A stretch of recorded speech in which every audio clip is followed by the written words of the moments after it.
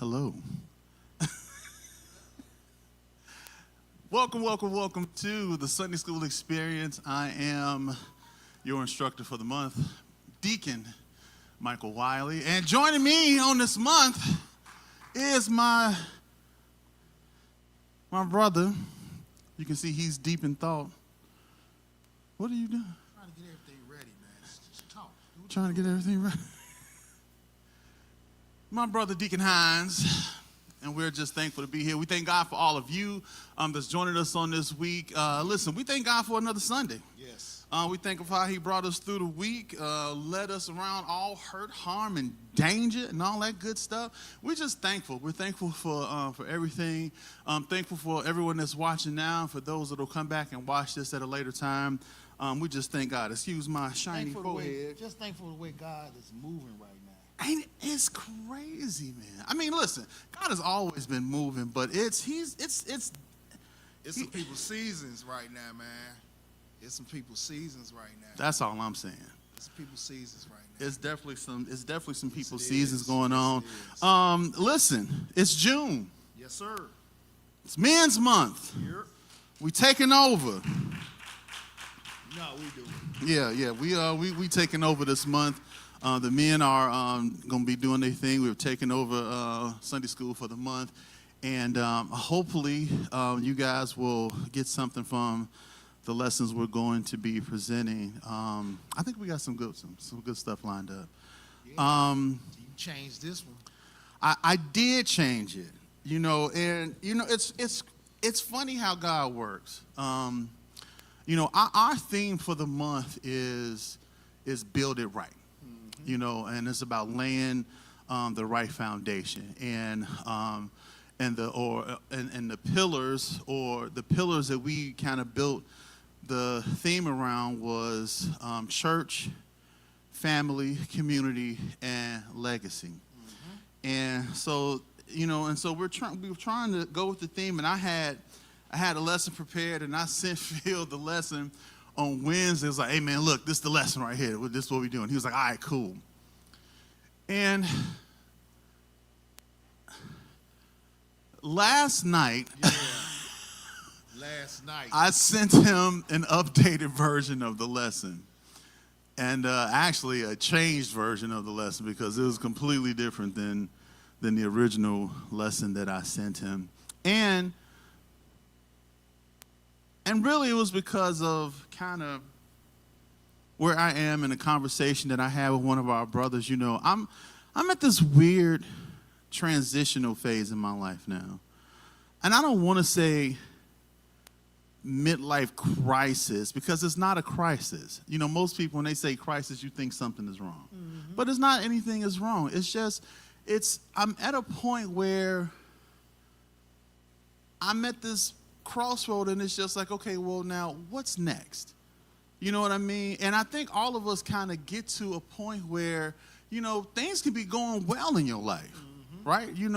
Like your job and money is fine and everything is good, the family is good, but there still comes a time when you kind of start asking questions like, okay, well, what am I supposed to be doing, or what's the next chapter, And so that's what I kind of wanted to talk about today. So today's lesson is Build It Right, the foundation before the future. And our main scripture thing comes from Matthew 7:24 through 25. And we have an opening scripture. Did you want to read that, or you just want me to read it? Isaiah? Yep, Isaiah 43, 18 through 19. I'm reading, come from NASB. All right. 18, do not call to mind the former things or consider things of the past. 19, behold, I am going to do something new. Now it will spring up. Will you not be aware of it? I will even make a roadway in the wilderness, rivers in the desert. So when we talk about building, a lot of people always focus on the things that they can see. Right? When you talk about the house, you see the walls, you see, all of the finished product, right? But every builder knows the most important work happens even before the framework goes up, right? and anybody, and before anybody sees anything, the foundation is laid. You know, the measurements are set, the planning and the preparation is done before anything goes up. And as men, we often spend a lot of time thinking about what we building. You know, our families, our careers, and women, you all experience the same thing. Family, career, ministry, businesses, and, you know, legacy, all of that stuff. And before God builds something through us, though, he has to build something in us first, yep. Right?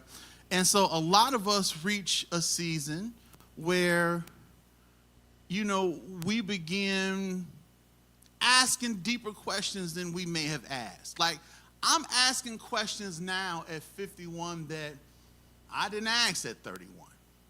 You know what I'm saying? I'm looking at things differently now than I did 20 years ago. And as I think we all should, you know, because comes with maturity. Yeah, it comes with a lot of things, you know. And so you start asking those questions. And again, there's nothing wrong with that. Because I don't want you to think that because you are asking questions or thinking differently that you're ungrateful. Yep.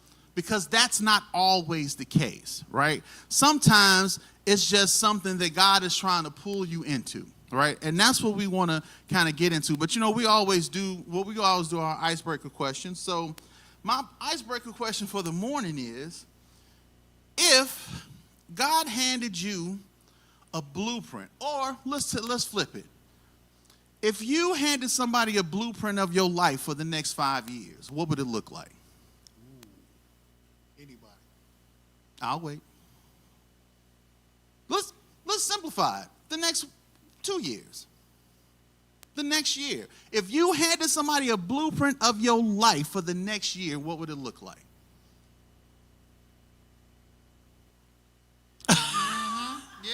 Yeah. See, you listen. You already know. You better not say nothing because that mic is coming towards you. You was like 5 years, huh? I'm like, yeah, she got something. When she got up to get the mic, I thought it was for her, but okay. Go ahead. And I was gonna piggyback on what? No. Okay. Ain't no piggybacking. So to go back to what you just said, yes. I'm gonna try to be quick. I absolutely understand what you say. Now that I'm older and at the place that I'm in now, I ask so many different questions as to what I asked back then. Because back then in our 20 and 30, we was living on the edge. You didn't think about the stuff that you think about now. That wasn't important. I was just living for the moment, living for the day. Hey, let's have a good time. Now reality sets in because we father this way than that way. So you do ask different questions. You look at life so much differently now that we're in our 50s. I know that I do. Everything is... You just looking at it different. However, in 5 years, my blueprint will be so much different than it is now because the plans that I have for myself and aligning with God, they are so different now. I'll be doing what I'm purposed to do. And what I'm purposed to do is to help people. And that is what I know that I should be doing because that gives me the most joy, taking care of people and doing stuff for people. So that will align with my new upcoming adventure that I have going on, right? And so, yeah. And then I think 5 years from now, I'll be deeper into ministry, into what I like to do, because it gives me great joy to work and follow the lead of God. So I think those two will line up together. So I'll be deep into ministry, and I'll be helping homeless and less fortunate people. That's what I'm working on right now. I want to put a pin on that last part of it because what you said is right where I'm about to go. Anybody else? Anybody else? If you had what does the blueprint for your life look like for the next year, 2 years, 3 years? Okay, so now I am gonna piggyback because I'm past the 50 era. Mm-hmm. So I'm in the next decade, and that is I first had to find out my purpose, what God created me for. Okay. And in our 20s, 30s, we don't care about that. Right. Unless God God called you early. Right. Because we know that there are people in the Bible that he called them early. They knew what their purpose was. He created them for a purpose. But for the rest of us, we need to find out what our purpose is so that we can pick on purpose.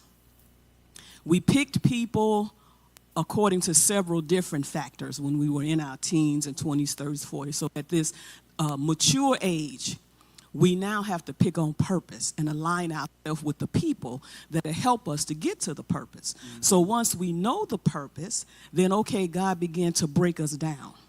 He is going to break each of us down and break us up, as they say, break us up so that we can get fitted. One of the things that you said about the foundation, even before a foundation, soil has to be tested. Absolutely.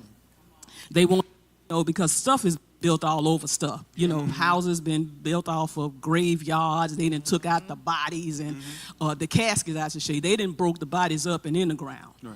So when we see people post stuff, when I do, and people are saying, oh, we eating this and we eating that. We been eating it. If a tree coming out the ground, whatever was in that ground, we ate it. Mm-hmm. Bugs, people, whatever the case may be. But God is testing the soil of our hearts to see if we're ready.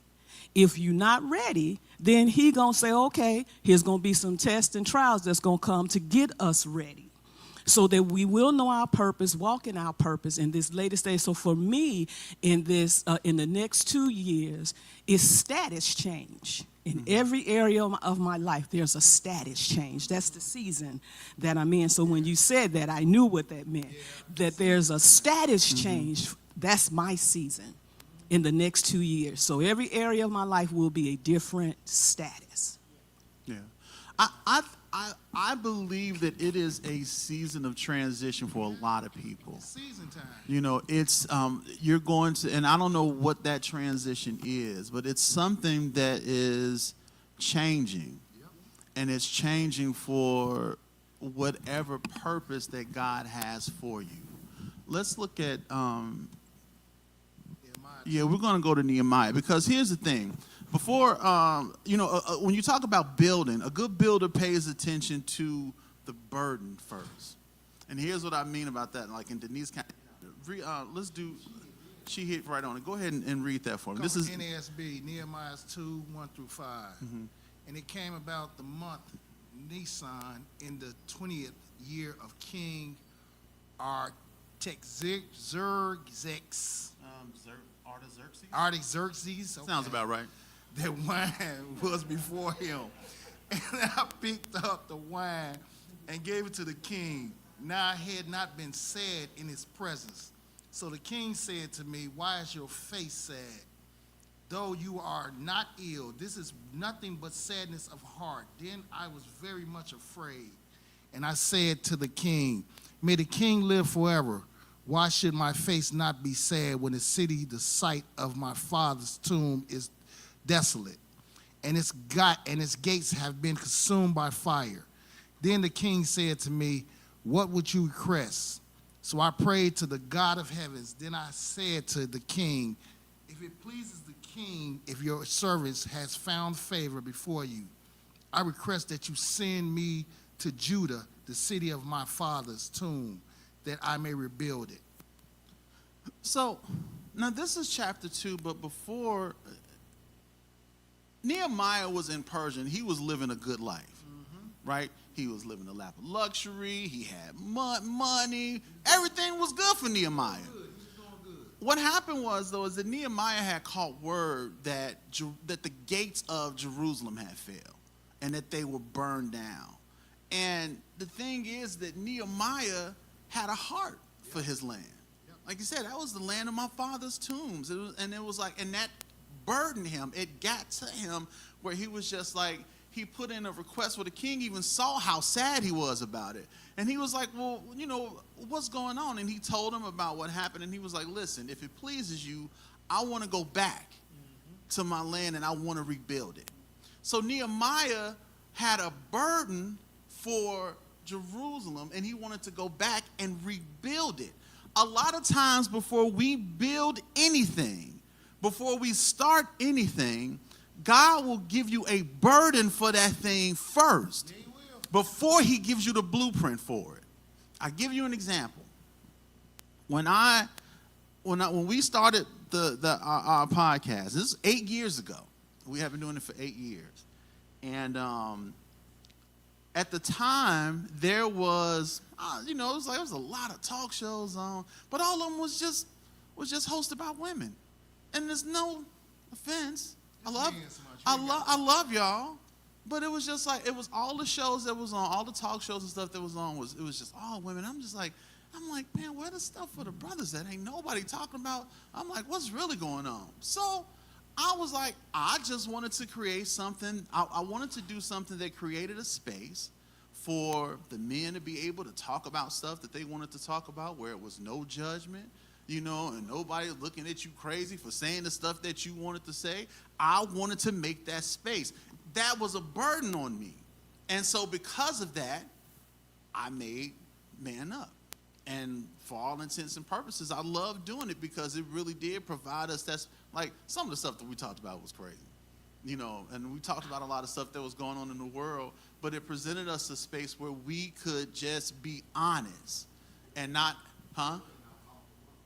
no, that ain't gonna happen, but That's never gonna happen. And understanding that'll never happen. That's never gonna happen. That was something that was on me to do. So he'll give you a burden before he give you the blueprint. Yeah.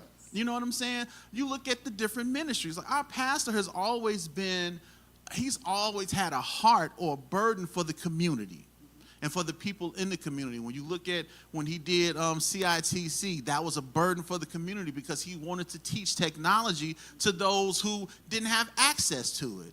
Even when you and I just look over the years and the stuff that we did, and all the and even this ministry as a whole, and though it's evolved, and he's just added to the blueprint, the burden has always been for the people. So a lot of times when you're in a season of transition where you're feeling like you want to do something, or something is pulling you, it's not always because you're ungrateful for where you are.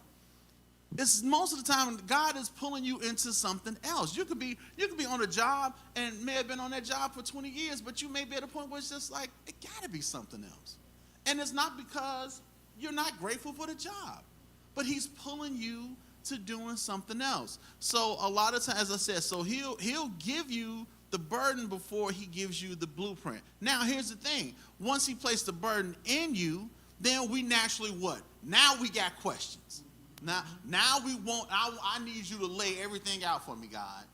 I need you to I need you to give me the blueprint. I need you to give me the timeline. I need you to give me the people that's going to be involved. I need you, what am I going to wear when I get there? Oh, we need all of that information, right? But God don't work that way. No, he don't.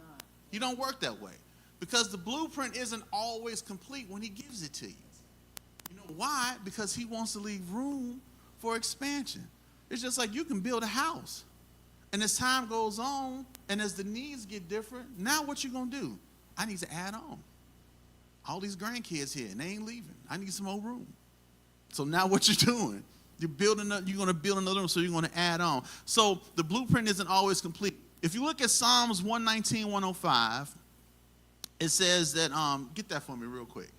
Psalms 119, 105.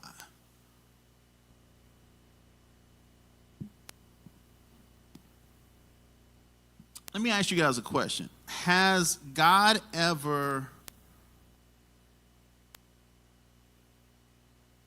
118, 105. Yeah. Has there ever been a time where the Lord has placed a burden on your heart that you just couldn't ignore? And you had it's like I can't not just sit on this anymore. Like I have to do this. I thought I saw a hand. I didn't see a hand. Did you see a hand? I was. Oh, okay. Let me No, just see. hold on. So nobody's ever been burdened? Y'all good? No burden. The Lord never said, I need you to do this. And you couldn't ignore it. And I'm looking at somebody specifically. And they ducking down, but I'm not going to even say anything. Somebody got something to say. that's the way God deal with me with writing. When I just get a pressure, and I keep thinking about it, and all the thoughts flow through my brain and my mind. And I'm like, these ideas, these thoughts, they kind of good. I need to write them down. And that's where it starts. It starts with me writing. That's where my writing starts, with that burden and that pressure. Or if there's a problem, there's a need or something is wrong, and I just keep thinking about it. And maybe that I need to address a letter to somebody. I don't know, but it starts with that pressure. You're right. Absolutely. And it's something that we got to stop pushing past.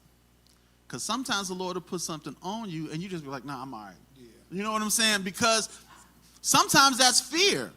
Because then now the responsibility comes in. It's like, if I do this, how am I going to do it? And you don't want, and the one thing is, like, if you start something, especially if it's for the Lord, you don't want to start it and then do it half-heartedly. You don't want to mess it up. And you don't want to mess it up. That's pressure. You have something to say, Kelly? Hand Evangelist Wiley the mic, like she has something to say.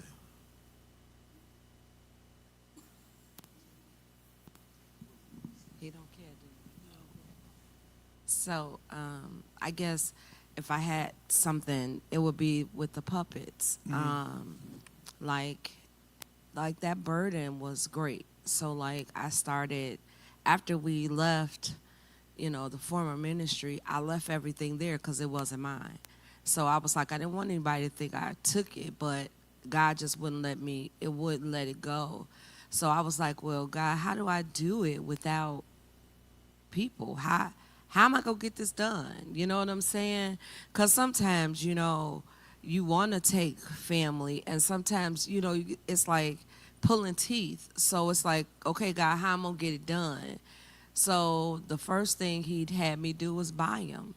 Just a simple act of buying a couple at a time. That took about a year. Then I got the stage. Then I say, well, God, you know what? I can't do all the puppets myself. How we going to do this? How can I do this without doing that? And someone asked me to do a summer camp. And not a summer camp, but a Bible. It was for a church on the west side. Their district's Bible week they were doing. And I was like, he asked me and asked me and asked me. I said, no, I don't know. And then I went ahead and did it. And that's how God showed me. I just asked you to get it done. All he needed was a yes. So he showed me how I could do it. So fast forward, for the past 3 years, I've been doing it at the school as after school program. So, God, every step of the way, God has opened doors and made ways, but the burden is still there to go forward. Where I go, or where we go from here, I'm still seeking God on that. I believe I know, but then, the question is that the right road to go? Notice, starts with the burden, and then he gives you a blueprint. But the blueprint is incomplete even when he gives it to you, because he don't want to give you everything in the beginning. Some of us couldn't even handle all of it if he gave it to us all in the same time. So what does he do? He gives it to you in steps, right? Step by step. Let's look at Psalms 119, 105. Your word is a lamp to my feet and a light to my path. Notice he said lamp. He didn't say your word was a spotlight, not a floodlight. It's not something that's going to light up the whole area. If you know them lamps back in the day, they were oil lamps, kerosene, or whatever it was that they used at the time. That ain't lighting up too much or nothing. But it gives you just enough light so you can see what the next step is. And that's what God does. After he gives you the burden, he gives you the blueprint, and then he gives you just enough to make that next step, right? Because, like I said, most of us want God to hand us the whole blueprint, but instead he gives us just enough to keep us moving forward. Because why? Faith isn't knowing every detail, but it's trusting the person that has the plan in hand. So if you trust God, don't worry about what the next step is going to be. Just take the step. A lot of us never even take the first step. You know what, Mike? I think that's what we get caught up on. Mm-hmm. We truly don't trust God to take that step. You understand what I'm saying? Yeah. We'll say that we want to do this or do that, and we'll say that we trust God, but we truly don't, because we really trust Him. We just do it without the fear. Mm-hmm. You know, because we had our little situation. Absolutely. So, absolutely. I just feel that, you know, if you truly say that I'm trusting God to do this for me, or I'm trusting God to move me here, you got to really mean that I'm trusting God. Sometimes we say, yeah, I'm trusting God. We really ain't trusting God. And we get stuck in the same spot over and over again. So, like I say, it's season time, so better trust Him. That's all I'm going to say. So why do you think, though, And- that God only gives us a little bit of... Now go I'm ahead. raising my hand. I know you're raising your hand now? I'm tickled. No, I'm just kidding. I didn't but bully no, her no, for no. that comment. real. Is that what you're saying? Sometimes it's not even, I don't trust God. Sometimes we have this tendency not to trust what God has put in us. Yeah, And so, yeah. And so you know, and the enemy will have you hear people and certain words they say and take that for you. Man, maybe I think too much of myself. No, God wants us to be confident in what He put in us. Not in our talents, but what He put in us. He put it there. And so a lot of times it's not the not confidence in God. We don't have confidence in who He made us to be. Mm-hmm. A lot of people don't operate... Okay, well, I can talk in the transition. You handing her the mic. This is why I made my podcast, so I can talk when I want to, and it don't matter. That's crazy. Go ahead, Denise. I'm sorry.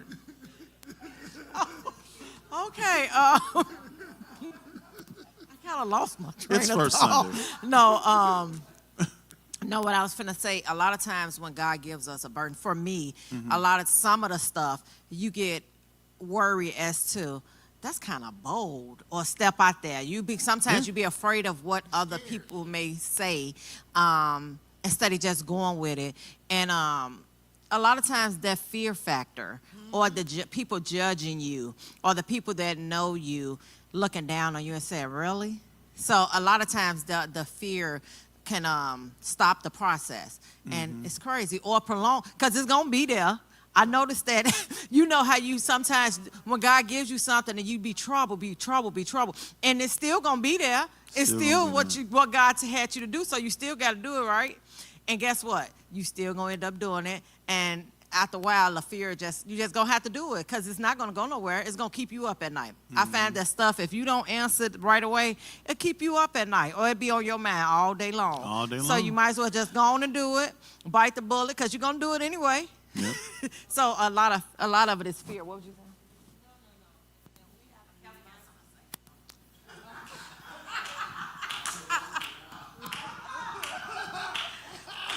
You open the door. No, I'm just kidding. But no, like we do have to be mindful, though, is that God gives us a certain time. He gives us the grace for a certain period of time. And although the burden may be there, sometimes the grace to do it is not, if you don't jump on it. So we have to really be mindful of, if God gave you to do it, now you have the grace to do it, get it done. You know, because sometimes we wait so long, and then it becomes harder. Why? Because that grace to do it is no longer there. And let me say this. There's a difference between confidence and self-exaltation. You know what I mean? You can be proud of the things that you've done. You can be proud of your accomplishments. You can even be proud of your abilities. But it starts to get different when you start to exalt yourself over the one who gave you those abilities. That's when arrogance kicks in. So it's nothing. So and what we do is like we will downplay ourselves because we don't want to come off as being arrogant, or because for some reason in the Christian world they taught you that being confident was like you don't want to be confident. You got to give God all the glory. Well, I am, because I'm acknowledging how dope I am. He made me. Why would I not? You don't understand what I'm saying? But we will talk ourselves out of our gifts and out of our abilities because we don't want people to think that we think too much of ourselves. Bump that. That's on you. If you got a problem with who I am, that's a you problem. Right, that's relax, not my brother. problem. All right, relax, brother. No, Relax. can we be honest? Relax. No. Can I be honest though? Please. You know what I mean? Because but that's how it is. And a lot of people didn't start ministries because they were afraid of what other people was thinking. Crazy word. Do you see the key word in all this? Fear. It is. And to add on that, since we piggybacking, because y'all been doing that for the last 10 minutes, to piggyback, I see Sis Kathy got a mic. I'm gonna let her go, and then I'm gonna go into. Go ahead, Sis Kathy. Okay. I know she got a dissertation. Come on.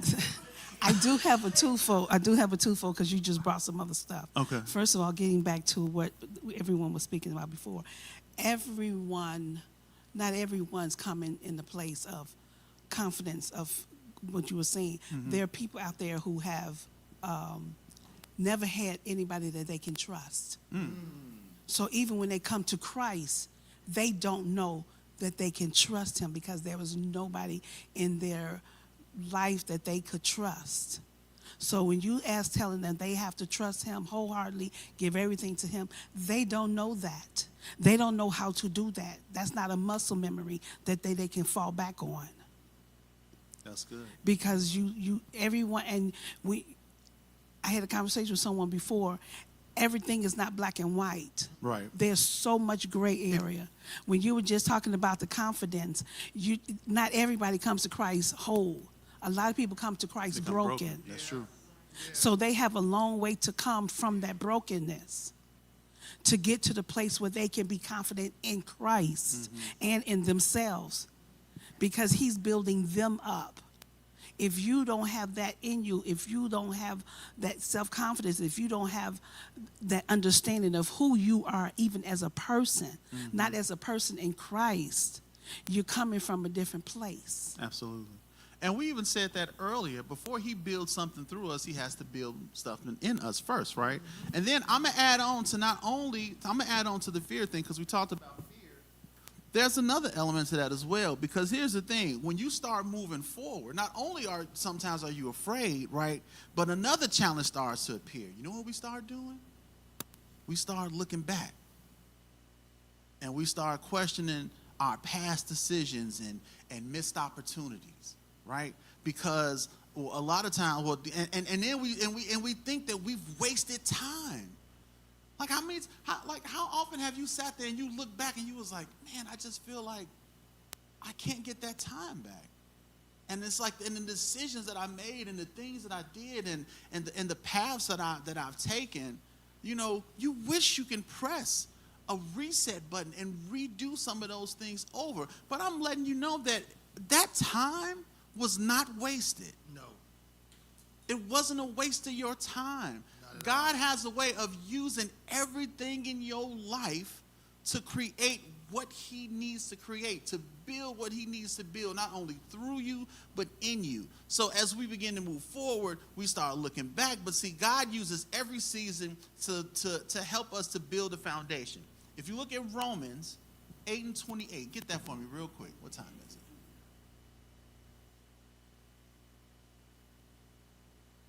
Yeah, Romans 8:20. We had did Psalms already, so y'all forgot just that quick. Yep, already. Huh? You didn't forget? God bless you, Sister Ferguson. Romans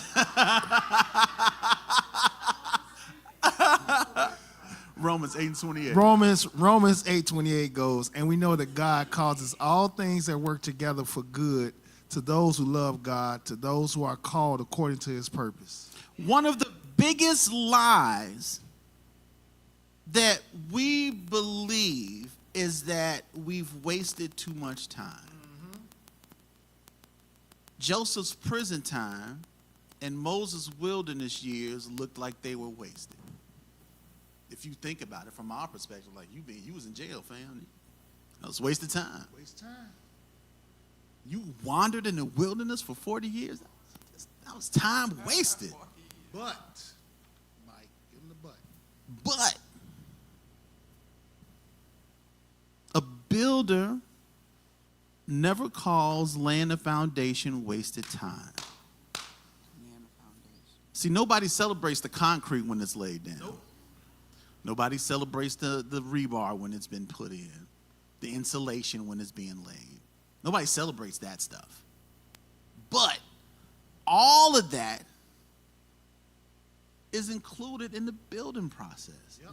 You can't listen, all of us have done some things that we wish that we can do differently. All of us have if you look back over your life, there are times you'd be like, man, those years, I can't get those years back, and I didn't do this, and we looking because now you're at a point in your life and it's just like, I wish I was here, or I thought I would have been here before this time. Maybe everybody hadn't got to that point, but I know myself, I've looked at it and was like, man, I saw myself doing this, that, and the other by the time I was this age. And you may not be there.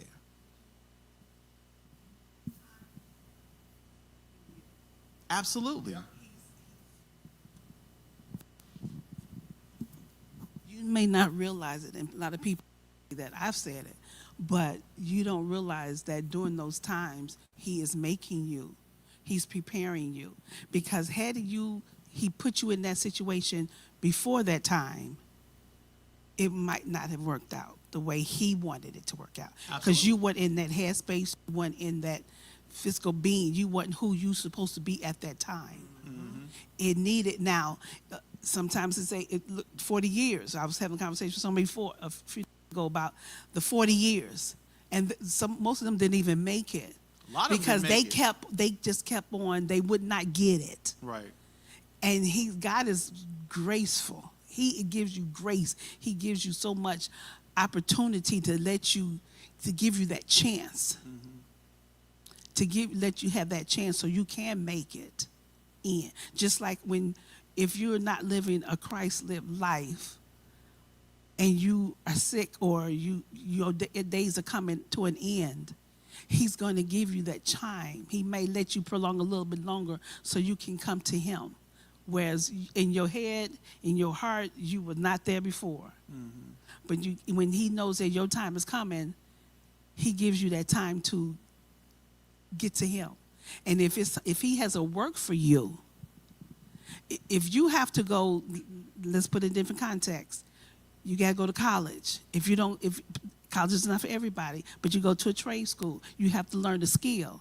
If you went to a job before you learned that skill, what you would have got it, first of all. And if they took a chance, you would have failed. So this way, he's setting you up for success and not failure. Absolutely. And listen, you're still here. You understand what I'm saying? You're still here. And as long as you're here, you still have a chance to do whatever it is that you were meant to do or that you wanted to do.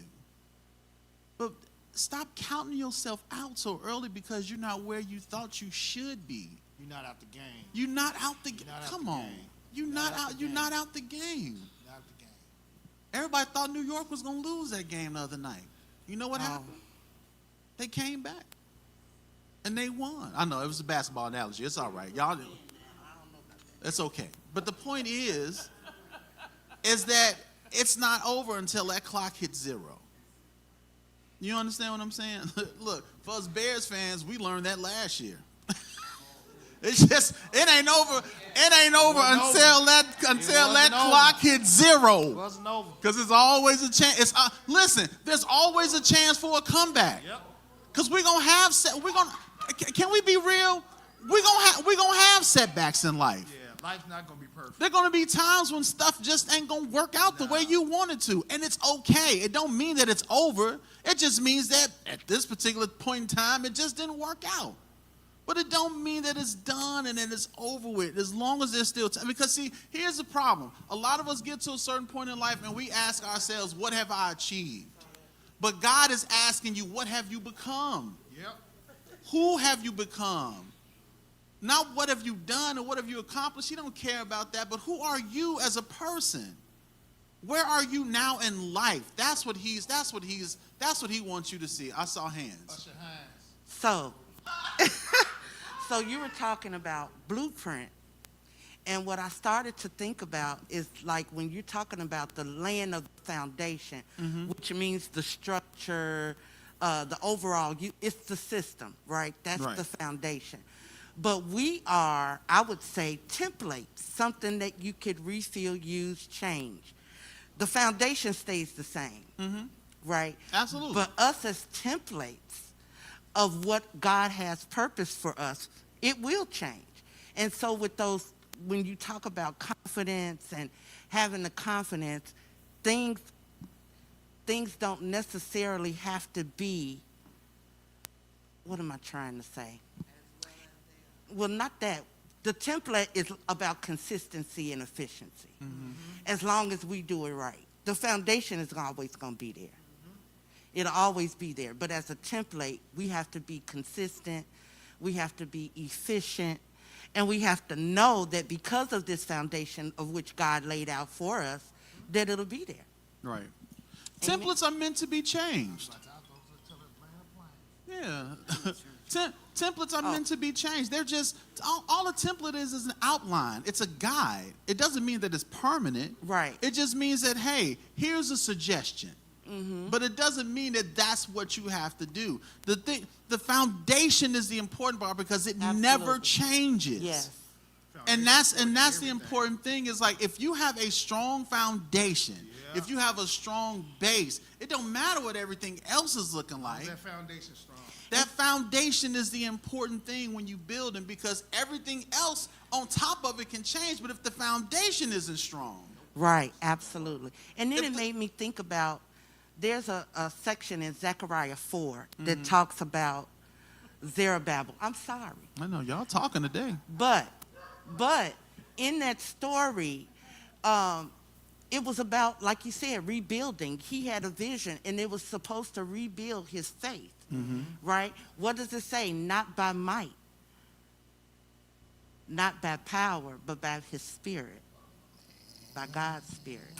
That you can do, come on, Pastor, that you can do whatever it is that God purposes for you. Listen, Pastor, you got to stop antagonizing. I'm trying to get We're trying to get them to come on in. I'm trying to get them to land the plane. He like, come on. Gassing come on them up. with it. Come on with it. Sister Pam, go ahead. We talked about a lot of things this morning. We talked about the zeal to first be able to want to build. We talked about a lot of other things, but I sometimes you can have the zeal, but it's not time. And so you need the patience to wait for your time to, do. I mean, you preparing, you making plans, you laying foundation, but it's Absolutely. not time. And that patience is what I just wanted to add to this conversation because that's one of the things that I guess you need when you got something that you need to contribute, but it's just not time. So you got to know when your time comes. That's good. That's a good one. Sometimes patience do get us messed up. Absolutely. Sometimes patience. Absolutely. So, time is not wasted, right? Nope. God uses every season to build, and then our focus, so if God uses every season to build, then our focus just can't be on the assignment. We have to also focus on carrying the assignment, which is why you have to build the man or woman before the mission. Build a man is man's mind. So God is often, see, you about to start something up. Yeah. It is man's mind. But you can't be dismissive like that, Phil. That's. See, I've learned when you're outnumbered, you can't be dismissive like that. Yeah. So real quick. So God is often more concerned with the builder than he is the building. And before God builds something through us, he usually builds something in us, in our character, our integrity, patience, humility, faithfulness, and dependence on him. David learned faithfulness as a shepherd before he became a king. And he didn't think those years was wasted. He was just doing what he was doing. But him being a shepherd actually helped him to be a better king. So the Lord will build something in a person first before he builds something with the person. And once we understand that God is preparing both the man and the mission, then we're able to face the future with confidence. And we have to trust the architect, number one. Yes, Bill.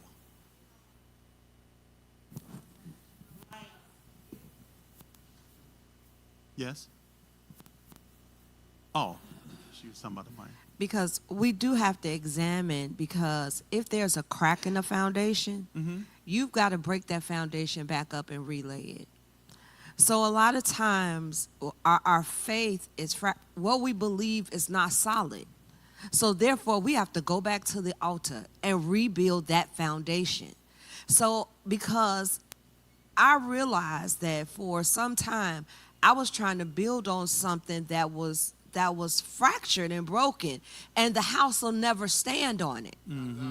It'll never stand on that. So we have to even address the fact that we need to go back to the altar and redo our first works over. That's good. I like that. So, last point. We got to trust the architect. So just like a builder trusts a blueprint when he gets it, right? As a believer, we have to trust the architect. Well, who's the architect? God is the architect. So before you reach whatever season you may be, God was already there before you start asking the questions, right? He already knew the answer. So where you are right now, he was already there waiting for you to get here. Now it's praying on what it is that you're supposed to do. A lot of times we get to these roads, these crossroads, and it's just like, all right, now I'm here, what next? Well, now start praying on it. Ask the Lord, what is it that you would have me to do? What's the next step? It may not be what you think it is. A lot of times we'll step out and do stuff and it don't work because we didn't trust the plan. We go out there and we start ministries or whatever it is that we start, businesses and all these other things, and then it don't work. And we say, well, Lord, why didn't it work? He said, well, that ain't the plan I have for you. That's not the blueprint that I gave you. But you didn't want that because you didn't trust it, because I didn't give you everything in the beginning. I was only giving you piece by piece, and because of that, you got a little anxious. Got excited. You got excited. And then you said, I'm going to do this. And then God was like, nope. Yep. No, you're not. Somebody just had their hand up. Denise. Who got the mic? Somebody got the microphone. Oh, she got the mic. Well, I'm just not going to interrupt while you talking. thank you. I appreciate that. However, going back to what you said, I used to about shoulda, woulda, couldas, right? Or going back. So now where I'm at in life, right? I often say to myself, if I had a listened back then, if I had a did this, if I had a just listened to God when he was calling me back in the day, you know what I'm saying? Like I knew. I just ignored the call because I'm having the time of my life. I'm in my 20s and 30s, so I thought, right? And so now that I am where I am, I look back and be like, what if I had where would I be? All of And us do that. and you know, and I know, right? Isn't that Yeah. weird to take a look back and you be like, dang. But you can't get, one thing you can't get time back, right?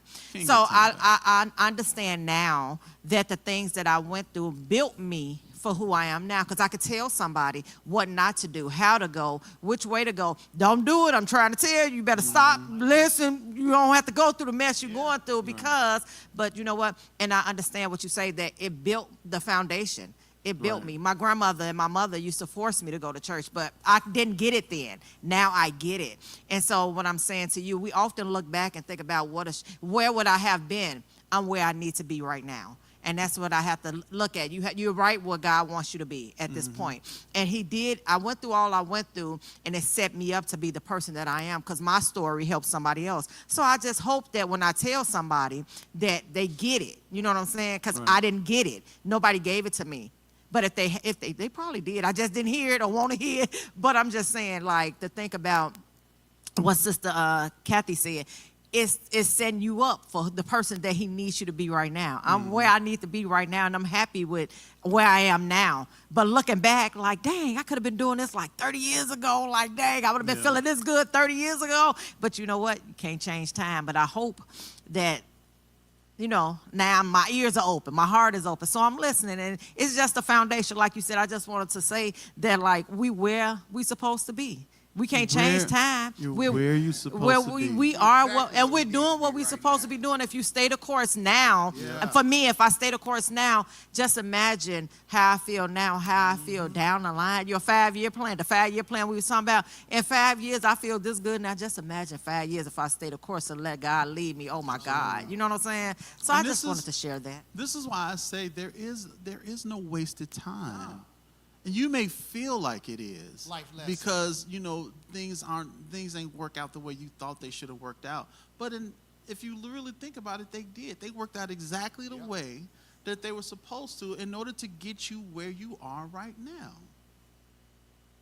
You just took the scenic route because had you that's what he listen, took scenic. because Yeah, had you It's a took little the bit longer. it's just a little bit So longer, you but take no had you shortcuts. took the express route, like Sister Pam said, it may not have worked out. Yeah.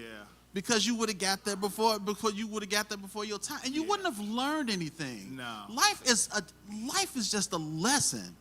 That's all it is. Live and you learn. You live and you learn, and then those lessons that you have when you get to a certain point, you can pass those lessons on to other people. So don't look at your life or your time as if it's been wasted. God has been building you, and he's been laying the foundation that he needs to lay for a reason. Yeah. So real quick, just to sum up the lesson, he often starts with a burden. He gives direction one step at a time. No season and no time is wasted. He builds the person before he builds the mission, and we have to trust the architect with the future. So before God builds something through you, he usually builds something in you.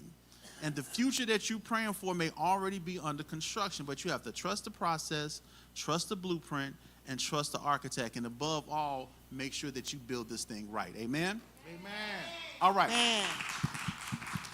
That's the lesson for today. Listen, we're about to move on out the way. 10 o'clock is our morning worship service, a Glory Experience. And if you on the south side of Chicago, 354 West 71st Street, Say the first steward. won't you stop on by the Faith Place, Faith, Hope, and Charity Ministries, where our pastor and founder is none other than Henry L. Razor. Listen, we thank God for today. Thank God for the Sunday school. And if God say the same, we will be back here next week at the same time. It's Men's Month. We are officially in the building, and we taking over. And as God, we will see you all on next week. Amen.